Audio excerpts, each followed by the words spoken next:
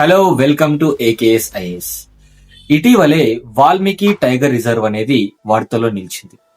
Tiger population అనేది 7 రెట్లు increase అయినట్టు బీహార్లోని ఏకైక టైగర్ రిజర్వ్ గా పేరు పొందింది.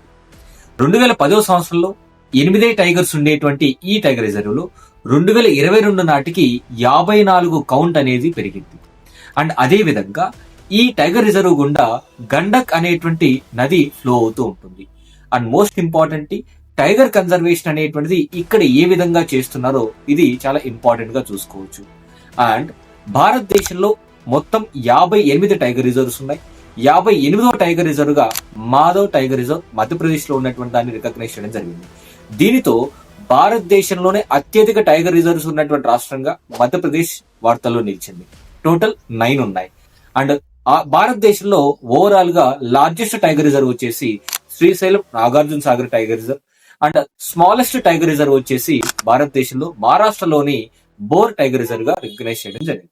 Thank you so much.